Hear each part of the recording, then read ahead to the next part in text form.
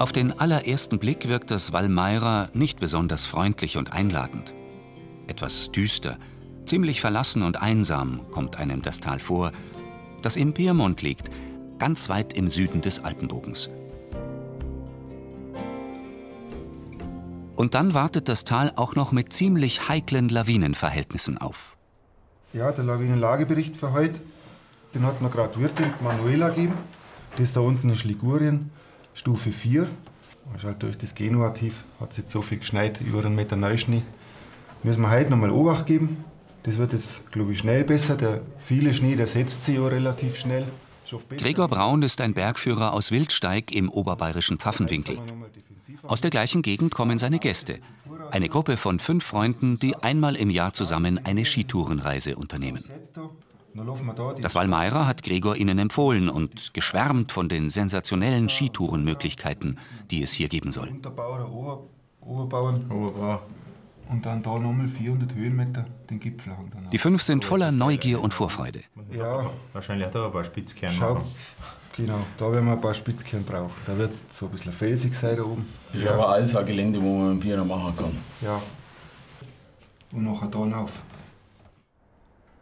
Und das ist der Ausgangspunkt, von dem aus die Gruppe das Valmaira in den nächsten Tagen erkunden will.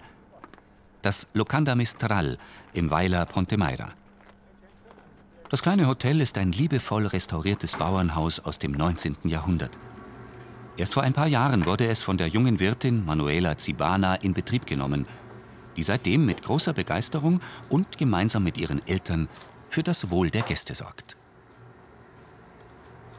I'm from Valmaira. My mother was born in this house. Ich komme aus dem Valmaira. Meine Mutter ist in diesem Haus auf die Welt gekommen. Ich habe hier einen großen Teil meiner Kindheit verbracht, mit meiner Großmutter. Also, ich fühle mich hier wohl und deshalb habe ich vor 8 Jahren nach meinem Studium beschlossen, dieses Hotel aufzubauen und im Valmaira zu arbeiten. Job and to work in Valmaira.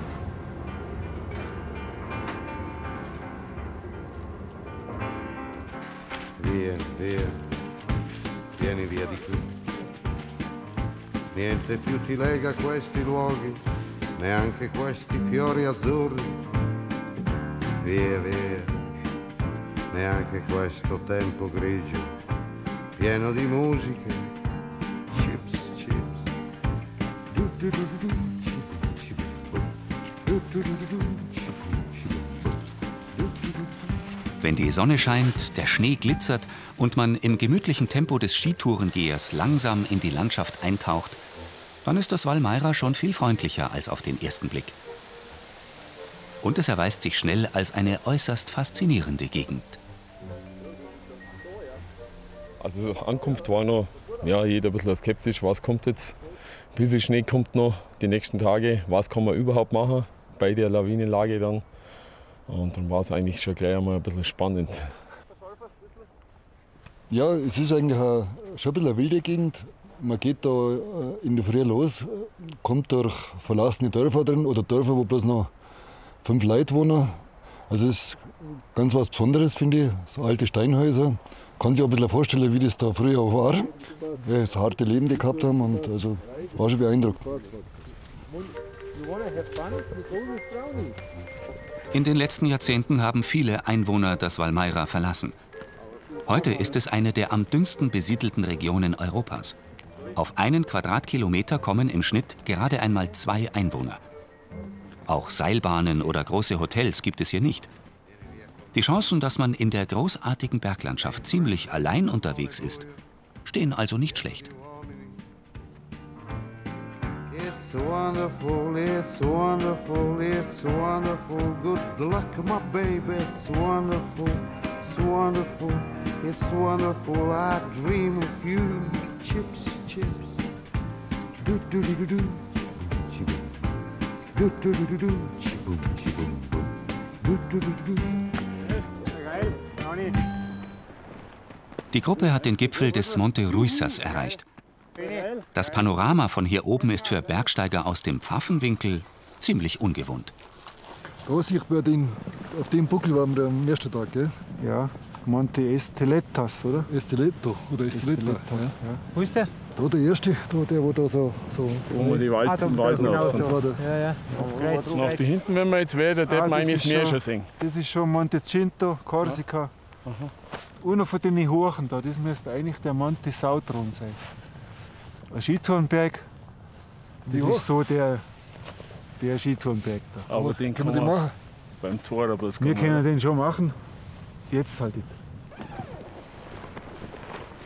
Ja, ich wollen wir mit Händchen. Alle! Moretti!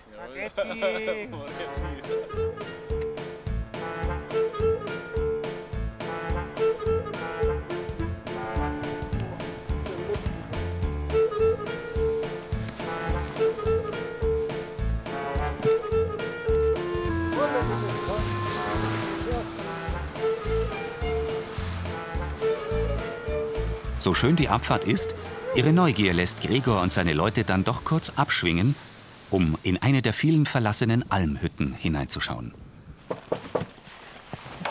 Schau auf! Ja, verrückt, da ist ein Eis da. Ist da einer daheim, ne? Ich weiß es auch nicht. Ja, ehrlich. Das Mantel hängt noch da. Ja, mein Grüß. Die Gabel.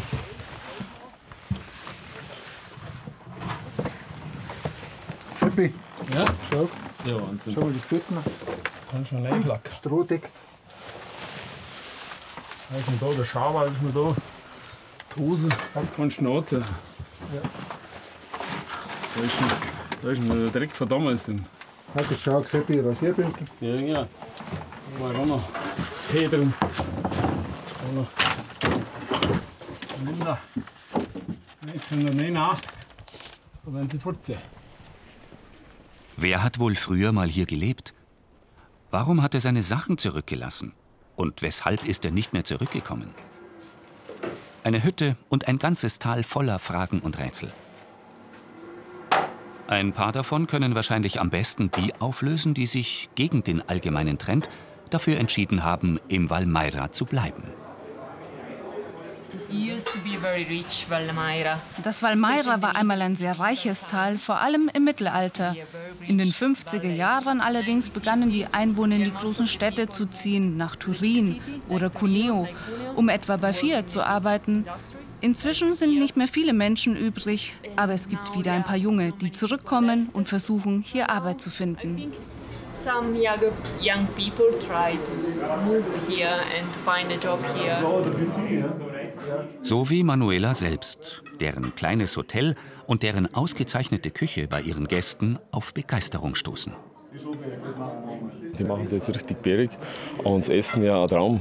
Das ist, also, die können da 4-Sterne-Hotels aufmachen. Also, das ist wirklich vom Vorspeise, Hauptgang, Nachspeise jedes Mal was anderes, jedes Mal besonders. Wahrscheinlich auch genau typisch da drunten. Ich war ja noch nicht da, aber es war wirklich hervorragend. Unseren Skitourengehern wird immer klarer, dass das Valmaira wirklich viel zu bieten hat. Andere haben das schon vor vielen Jahren herausgefunden. Ernst, wo gehen wir denn hin? Da auf den, da oben zu diesen Hängen da, Ja. unter den Felsen, da kommt man nicht auf den Gipfel. Aha. Aber das sind sehr schöne Hänge mit ein paar 100 Meter Höhenunterschied und meistens guter Schnee. Na, schauen wir mal. Spannend Und das mit ist- Schnee. Und das ist so, dass das also außer uns niemand macht. Also Okay. da ist immer unverspurter Schnee. Ernst Göttler weiß, wo hier der beste Schnee liegt. Der Münchner hat im Valmaira vor 15 Jahren gemeinsam mit seiner Frau ein Haus gekauft und ist hierher ausgewandert. Und nicht nur ihn hat dieses Tal begeistert. Hanne Hölscher, einer ehemaligen Lehrerin, erging es genauso. Das erste Mal bin ich 1988 im Valmaira gewesen. Da habe ich eine Zeltwanderung gemacht und dann war ich so begeistert, dass ich daraufhin jede Ferien wiedergekommen bin. Und ja, dann habe ich beschlossen, dass ich gerne hier auch ein Haus hätte. Den Entschluss setzte Hanne in die Tat um. Erst nutzte sie ihr Haus als Ferienhaus. Seit ihrer Pensionierung wohnt sie im Valmaira. Bei den Einheimischen ist sie längst akzeptiert. Die freuen sich, wenn man nicht nur bei schönem Wetter im Sommer mal für ein paar Wochen in Urlaub kommt und nachdem ich meinen ersten Winter hier verbracht hatte, da haben die Einheimischen dann gesagt, jetzt bist du eine von den unsrigen. Und das ist ja auch irgendwie schön. Una volta parabolica, è andato bene, ma non su. Zufällig treffen wir einen jungen Mann aus Acelio, dem größten Ort des Tales. Matteo ist, so wie die junge Wirtin Manuela, einer von denen, die versuchen, im Valmaira eine Existenz aufzubauen. Eine Zeit lang hat er eine Bar betrieben. Weil er dabei zu wenig Zeit hatte, in die Berge zu gehen, arbeitet er inzwischen im Sommer als Mountainbike-Guide, im Winter räumt er Schnee für den Straßendienst. Da bleibt genug Zeit, um auf Skitour zu gehen.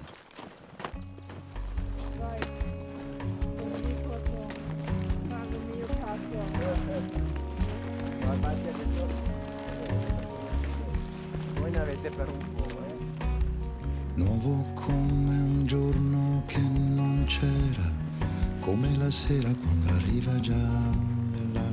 So wie Ernst es versprochen hat, sind wir die Ersten und Einzigen, die heute hier unterwegs sind. Am Anfang seiner Zeit im Valmaira ging es ihm bei jeder Tour so. Das ist inzwischen anders. Ja, der Tourismus hat deutlich zugenommen. Auch die Skitourengeher, wie ich angefangen habe, war da praktisch keine Skitourengeher unterwegs. Haben wir gedacht, das ist leer. Also es gab schon mal so Versuche von Aktivitäten, dass hier Hubschrauberflüge stattfinden sollten. Oder es fuhren auch mal kurzfristig Motorschlitten durch die Gegend. Aber das hat sich alles wieder gegeben. Also von daher kann man wirklich von sanftem Tourismus sprechen.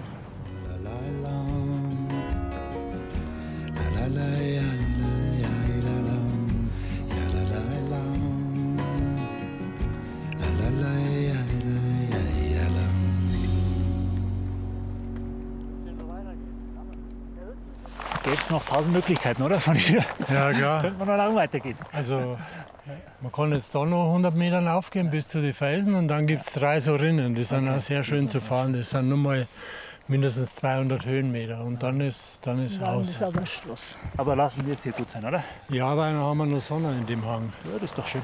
Man muss ja immer abfahrtsorientiert denken. Auf den Genuss schauen. Ja, das ist wahr.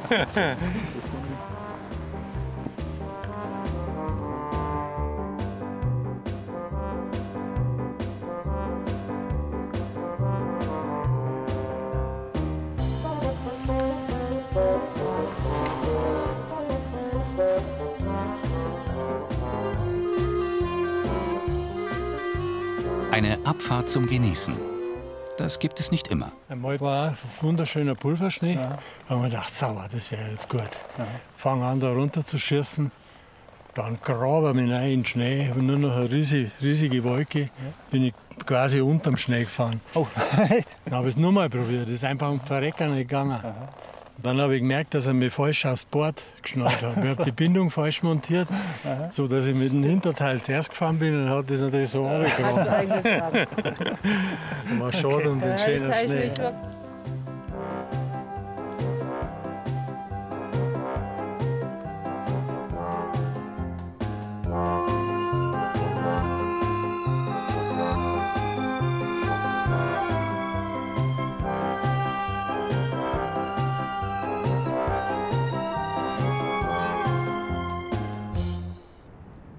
Nach der Tour zeigt uns Ernst, wie er im Valmaira wohnt. Ich wollte, dass das Haus von außen ausschaut wie früher. Innen natürlich modern, aber außen original. Und zum Original gehört zum Beispiel auch diese Dächer da. Das sind so Halbrundbalken und da sind diese Steinplatten drauf. Und das ist alles neu, auch die Säulen sind alle neu. Aber wir haben mit den alten Balken halt möglichst wenig bearbeitet, sodass man das nicht sieht. Ja? Dass das so ausschaut, wie wäre es immer schon so. Selber gebaut, aber im Stil von wie das früher. Ja, einfach das. Und das machen die halt natürlich nicht, weil kommerziell ist das unmöglich. Das kann da keiner zahlen, dieses krumme Zeug. Ernst Göttler hat im Valmaira sein ganz persönliches kleines Paradies gefunden. Sein Haus ist dabei nur ein Teil davon. Und die Skitourmöglichkeiten, das ist so vielfältig, da findet auch ihr immer noch schon noch eure ganz einsamen Touren auch noch, oder? Ja, das ist überhaupt kein Problem. Also zum Beispiel da drüben der Berg, Das wollte ich schon ewig fahren, aber es ist mir bisher noch nicht gelungen. Und ich muss den jeden Tag anschauen. Schlimm. Total ätzend. Eines der verlassensten Dörfer im Valmaira ist dieses hier. In Chialvetta haben einmal 800 Menschen gewohnt. Inzwischen gibt es noch genau 8 ständige Einwohner. Viele Häuser verfallen. Einige wurden renoviert und dienen als Zweitwohnsitze oder als Ferienwohnungen. Immerhin gibt es in Chialvetta eine Bar, betrieben von Rolando Comba, einem Valmaira Urgestein. Da Chialvetta auch noch der Ausgangspunkt für viele Skitouren ist, sind Gregor und seine Männer hier in den letzten Tagen zu Stammgästen geworden. Ob der Espresso vor oder das Bierchen nach der Tour, der Besuch bei Rolando ist zum Pflichttermin und zum angenehmen Rahmenprogramm jeder Skitour geworden. Hier fühlen sich die Tourengeher wohl. Auch wenn die Verständigung mit dem Hausherrn nicht immer ganz einfach ist.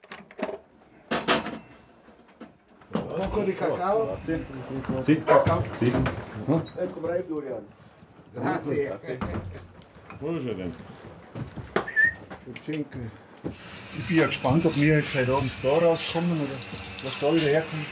Oder ob es klappt, dass wir umfahren. Das wäre nicht so schlimm, wenn wir wieder da rauskommen. No. Rolando, questo. Okay. La chiave cantina. Ah, no paradiso. No. La cantina. No paradiso. Paradiso, io. Paradiso. Con San Pietro.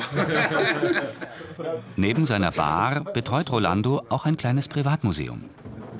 Ein Besuch hier ist ein Blick in die Vergangenheit. Da schauen wir her.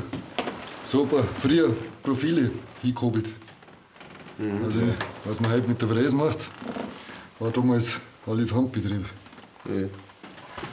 Da gibt es für jedes Profil einen Hobel. Ja. Wahrscheinlich. Also da hast du halt nur der Kanten reingekuppelt. Unsere Tourengeher sind selbst Handwerker und voller Respekt vor den historischen Werkzeugen, die hier zu sehen sind. Dieses Museum wurde 1993 von meiner Mutter Luisa gegründet. Das da ist die Schuhmacherwerkstatt, dort drüben ist die vom Schreiner. Und all diese Werkzeuge sind wirklich von den Leuten hier benutzt worden. Es sind Dinge, die es quasi in jedem Haushalt gab, da man ja alles, was kaputt gegangen ist, selbst wieder reparieren musste. Rolando, grande Canaille. Grande Canaille. Bei manchen Exponaten allerdings bleibt rätselhaft, wofür genau sie einmal gut waren. Allen Verständigungsversuchen zum Trotz. No, come si? Sì. No. Sì. Questo. Sì. Mucchi. Mucche. Respekt. Respekt. Sì, sì. Mucchi Zack. Mucche.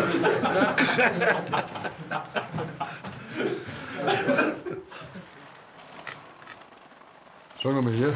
Fälle noch drauf. Das sind nur Ski. Wie alt werden die sein? Vorkriegsmodell. Funktionieren. 60 Jahre. 70. Aber die schon noch funktionieren, mit denen kannst du noch gehen. Mit Strahlkante? Ja. Und zwar die Fälle. Was ist das für ein Fall? Ziege.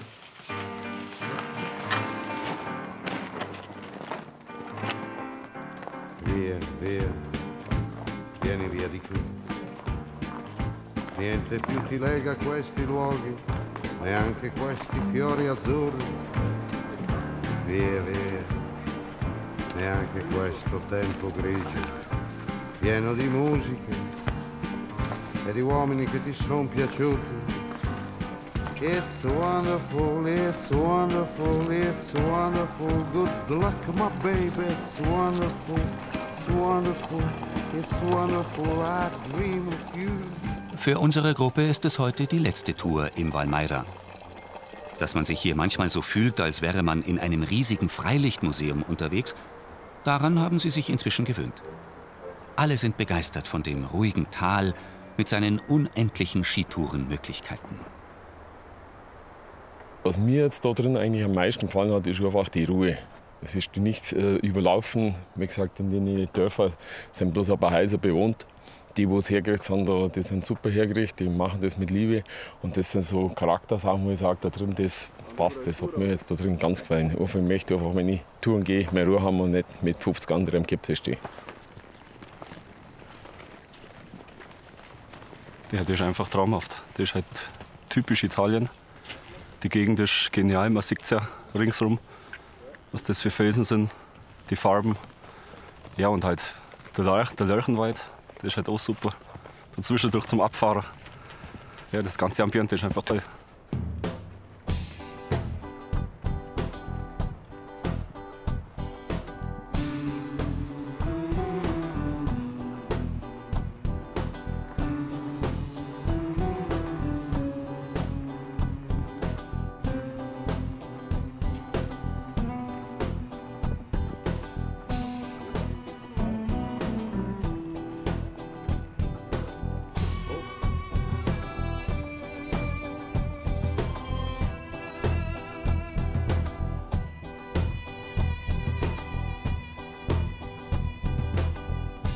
Also da rein, jetzt haben wir den Felsen, 2,50 und jetzt geht es da rein, das linke Tal, oder?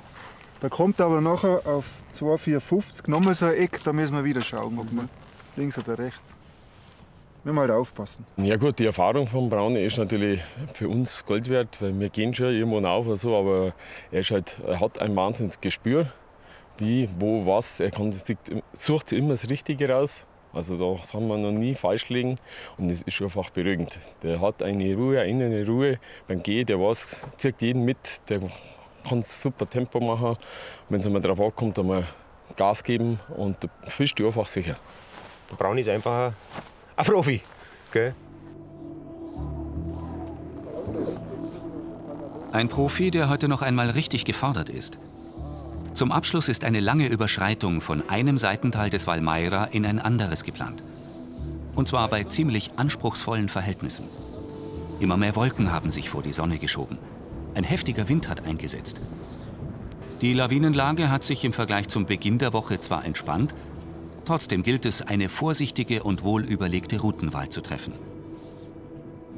Eine Herausforderung, die Gregor gerne annimmt.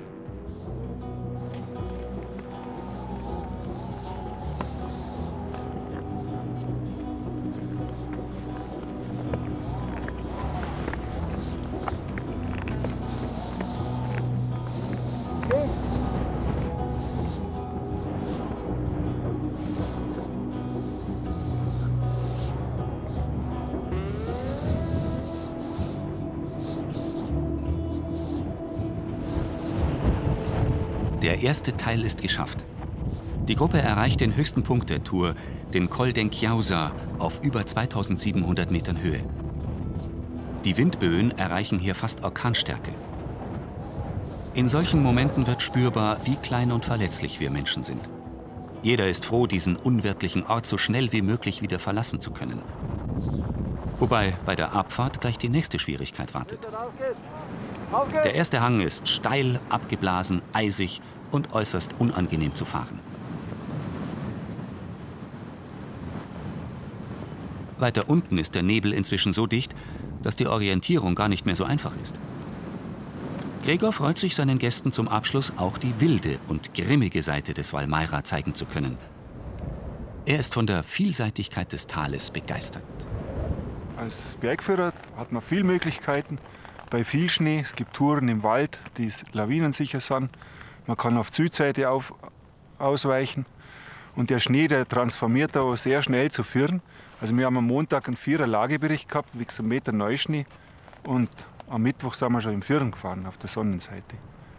Das geht bei uns daheim, also in den Nordalpen, nicht so schnell. It's wonderful, that's wonderful, that's wonderful. Good luck, my baby, that's wonderful, that's wonderful, it's wonderful. I dream of you. Chips, chips. Do do do do do. Chip, do do do do do. Chip, chip. Do do do do do.